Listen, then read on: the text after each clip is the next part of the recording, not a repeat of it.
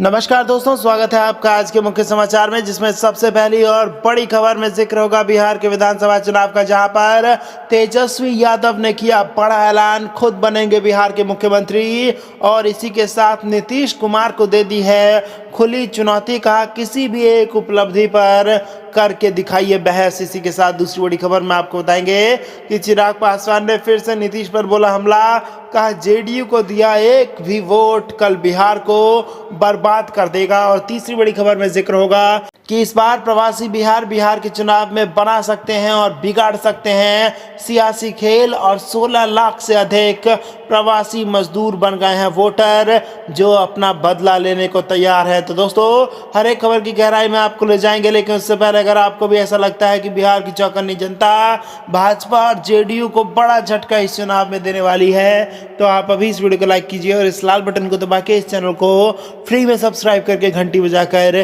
Comment में लिखिए जय हिंद। दोस्तों आपसे भी सवाल, कौन बनेगा बिहार का मुख्यमंत्री? Option A Tejashwi Yadav, B Chirag Paswan, C Nitish Kumar और डी कोई और। अपना उत्तर कमेंट में जरूर करें और कमेंट करके अपनी राजनीतिक पार्टी का समर्थन करें। और करते हैं तमाम बड़ी खबरों की तरफ। तेजस्वी ने खुद को सीएम कैंडिडेट बताते हुए नीतीश को दी खुली चुनौती, किसी एक उपलब्धि पर कर ले बहस। जी हां दोस्तों, बिहार विधानसभा चुनाव का सियासी माहौल पूरे शबाब पर है। खासकर जेडीयू नेता और मुख्यमंत्री नीतीश कुमार और प्रमुख विपक्षी दल आरजेडी के सीएम कैंडिडेट तेजस्वी यादव के बीच एक दूसरे के खिलाफ बयानबाजी चरम पर पहुंचती दिख रही है। इसी क्रम में आज तेजस्वी यादव ने खुद को बतौर मुख्यमंत्री उम्मीदवार पेश करते हुए नीतीश कुमार को चुनाव से पहले बहस की खुली चुनौती दी है। तेजस्वी यादव ने कहा कि लोगों में नीतीश कुमार को लेकर भारी गुस्सा है, बड़ी संख्या में लोग आगे आकर अपनी नाराजगी जाहिर कर रहे हैं। ऐसे में नीतीश कुमार को हम खुली चुनौती देते हैं, वो जब जहां चाहे मुझसे किसी भी मुद्दे पर डिबेट कर लें। पिछले 15 साल के शासन की किसी भी एक उपलब्धि पर वो डिबेट कर लें। एक नई परंपरा की शुरुआत होनी चाहिए। तेजस्वी ने कहा कि मुख्यमंत्री उम्मीदवार के तौर पर नीतीश कुमार मेरे साथ बहस कर लें। तेजस्वी यादव ने नीतीश कुमार को बहस की खुली चुनौती देने के साथ साथ अन्य मुद्दों पर भी खुलकर अपनी राय रखी। एनडीए से लोजपा के अलग होने को लेकर गरमाए सियासी माहौल को लेकर भी तेजस्वी ने नीतीश पर निशाना साधा। उन्होंने कहा चिराग पासवान के साथ नीतीश कुमार ने अच्छा नहीं किया। आज चिराग पासवान जी को बेहद जरूरत थी इस समय उनके पिता की। हम लोगों को बहुत दुख है कि आज रामविलास पासवान जी हम लोगों के साथ नहीं हैं। तेजस्वी ने एनडीए के प्रमुख घटक दल बीजेपी के नेता सुशील मोदी को भी निशाने पर लिया। उन्होंने कहा सुशील मोदी का काम झूठ पर झूठ बोलना है। उन्हें यह बताना चाहिए कि बिहार खुद की बिजली का उत्पादन नहीं करता, राज्य के लोगों को बिजली खरीदकर आपूर्ति की जाती है। हमारी सरकार आएगी तो हम बिहार में बिजली का उत्पादन करेंगे ताकि बिजली दर कम हो। रुक करते हैं अगली खबर की तरफ। चिराग ने फिर नीतीश पर बोला हमला, कहा जेडीयू को दिया एक वोट कल बिहार को बर्बाद कर देगा। जी हां दोस्तों, बिहार विधानसभा चुनाव को लेकर लोजपा अध्यक्ष और सांसद चिराग पासवान ने एक बार फिर सीएम नीतीश कुमार पर निशाना साधा है। चुनाव से पहले ही गठबंधन के साझेदार नीतीश पर हमलावर रहे चिराग अब एनडीए से अलग होकर चुनाव लड़ रहे हैं। चिराग ने असंभव नीतीश के हैशटैग से ट्विटर पर लिखा है कि आदरणीय नीतीश कुमार जी के पिछले 5 साल के कार्यकाल को देखकर आने वाले 5 साल की कल्पना की जा सकती है। बिहार को अगर इस बेबसी से निकलना है तो जरूरत है कड़े कदम उठाने की। जेडीयू को दिया गया एक भी वोट कल बिहार को बर्बाद कर देगा।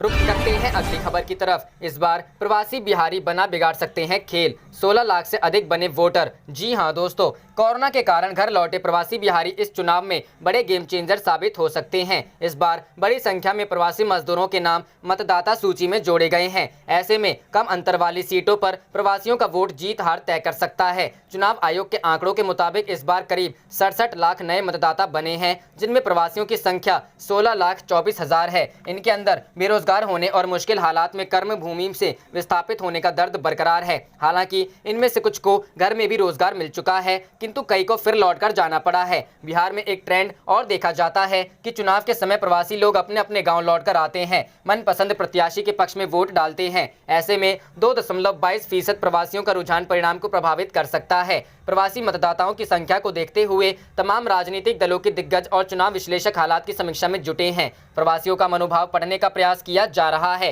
माना जा रहा है कि लॉकडाउन की पीड़ा झेलकर लौटे मतदाता कई सीटों पर जीत हार का समीकरण बिगाड़ सकते हैं। ऐसे में उन्हें रिझाने, समझाने और मनाने का दौर जारी है। उनके बच्चों को बेहतर शिक्षा और प्रशिक्षण देने के साथ साथ रोजगार मुहैया कराने के वादे इरादे किए जा रहे हैं। चूंकि दूसरे प्रदेशों से लौटे बिहारी मतदाताओं में ज्यादातर पिछड़े और निम्न मध्यम वर्ग के हैं। अमूमन यह वर्ग मतदान को लेकर सबसे अधिक जागरूक होता है, इसलिए हर दल को डर सता रहा है कि ये मतदाता कहीं उनकी जीत का समीकरण न बिगाड़ दें। रुख करते हैं अगली खबर की तरफ। बिहार वोट मांगने गए जेडीयू विधायक को युवकों ने गांव से भगाया, कहा निकल लीजिए नहीं तो दूसरे तरीके से करेंगे स्वागत। जी हां दोस्तों, विधानसभा चुनाव के दौरान वोट मांगने के लिए जेडीयू विधायक अपने क्षेत्र के एक गांव पहुंचे, लेकिन उनको भारी हजीहत का सामना करना पड़ा। 5 साल के बाद उनको देखकर युवक भड़क गए। युवकों ने कहा कि चुपचाप निकल लीजिए नहीं तो दूसरे तरीके से भी स्वागत करने आता है। कुर्था विधायक सत्यदेव कुशवाहा करपी के पुराण गाँव पहुंचे थे, सड़क नहीं होने से थे नाराज। विधायक जैसे ही पुराण गांव पहुंचे तो कई युवकों ने घेर लिया और उसके बाद सवाल पूछने का सिलसिला शुरू हो गया। युवकों ने पूछा कि आपने इस गांव के लिए क्या किया है, जब कुछ नहीं किए हुए तो किस मुंह से वोट मांगने आए हैं। गांव के युवकों ने कहा कि आप बुजुर्गों के साथ आए हैं इसलिए थोड़ा ठीक से व्यवहार कर रहे हैं, नहीं तो हम लोग दूसरे तरीके से आपका स्वागत करते। युवकों का गुस्सा देखकर बिना कुछ बोले और वोट मांगे विधायक गांव से निकल गए। इस दौरान कई युवकों ने वीडियो बना लिया और उसको सोशल मीडिया में वायरल कर दिया है। जीत के बाद नहीं आते हैं कभी गांव। युवकों ने आरोप लगाया है कि विधायक सिर्फ वोट मांगने के लिए ही गांव आते हैं, इसके अलावा उनको ग्रामीणों से कोई लेना देना नहीं होता है। वह अपने क्षेत्र के विकास पर थोड़ा सा भी ध्यान नहीं देते हैं, जिसके कारण ग्रामीणों का गुस्सा चरम पर था। उनको देखते ही युवक भड़क गए, उनका विरोध शुरू कर दिया है। रुख करते हैं अगली खबर की तरफ। तेजस्वी ने किया चिराग का सपोर्ट, नीतीश के लिए दोहरी परेशानी।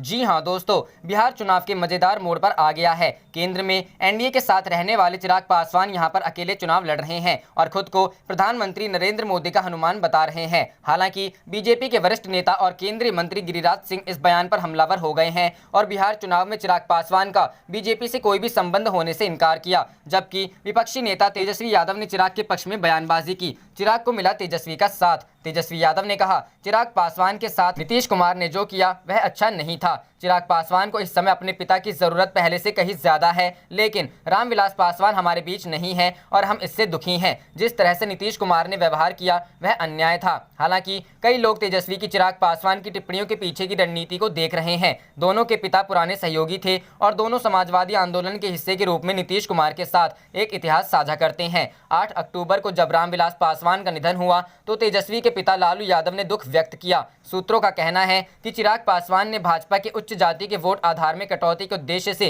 राजपूत उम्मीदवार को सीट पर उतारा है, जिससे तेजस्वी यादव को मदद मिलेगी। तेजस्वी यादव के खिलाफ बीजेपी उम्मीदवार सतीश यादव हैं, जिन्हें 2010 में राबड़ी देवी ने हराया था। उन्होंने उस समय नीतीश कुमार के जनता दल यूनाइटेड के उम्मीदवार के रूप में चुनाव लड़ा था। 2015 में पिछले चुनाव में भाजपा के उम्मीदवार सतीश यादव तेजस्वी से हार गए थे। रुख करते हैं अगली खबर की तरफ। चिराग पासवान ने शुरू किया #असंभव नीतीश मुहिम, मांगा 5 साल का हिसाब। जी हां दोस्तों, बिहार में होने वाले विधानसभा चुनाव से ठीक पहले एलजेपी के राष्ट्रीय अध्यक्ष और सांसद चिराग पासवान ने सीएम नीतीश कुमार पर अभी तक का सबसे बड़ा हमला बोला है। चिराग ने सोमवार को एक के बाद एक कई ट्वीट किए और मुख्यमंत्री नीतीश कुमार समेत उनके मंत्री और विधायकों को घेरा। चिराग ने ट्वीट करते हुए यह भी दावा किया कि इस बार के चुनाव में जेडीयू से अधिक सीटों पर लोजपा के प्रत्याशी जीतेंगे। चिराग ने #असंभव नीतीश के साथ 5 ट्वीट किए हैं। पहले ट्वीट में उन्होंने लिखा है कि आप सभी के स्नेह और आशीर्वाद से बिहार में जेडीयू से ज्यादा सीटें लोजपा जीतेगी और #बिहार फर्स्ट, बिहारी फर्स्ट के संकल्प के साथ नया बिहार और युवा बिहार बनाएगी। #असंभव नीतीश। दूसरे ट्वीट में चिराग ने 5 साल के शासन में 7 निश्चय योजना पर सवाल करते हुए लिखा है, पिछले 5 साल में बिहार में अफसरों का राज रहा है। 7 निश्चय में कोई भी निश्चय पूरा नहीं हुआ। पिछले 5 साल में हुए कार्यों का ब्यौरा दे आदरणीय नीतीश कुमार जी। #असंभव नीतीश। तीसरे ट्वीट में चिराग ने पिछले 5 साल का हिसाब मांगते हुए लिखा है, पिछले 5 साल के कार्यकाल पर कुछ नहीं बोलना एक फरेब है। बिहार की जनता को जानबूझकर के पिछले 5 साल के कार्यों को नहीं बताया जा रहा है। सिर्फ कुर्सी के खेल में पिछले 5 साल साहब ने बिहार वासियों को बर्बाद किया। लोजपा अध्यक्ष ने चौथे ट्वीट में 7 निश्चय योजना को लेकर लिखा है कि कोई भी विधायक, मंत्री या खुद आदरणीय नीतीश कुमार जी वोट मांगने आए तो पूछिए कि पिछले 5 साल में क्या किया है। नीतीश कुमार जी से पूछिए कि 7 निश्चय में कौन कौन से वादे पूरे किए गए। रुख करते हैं अगली खबर की तरफ।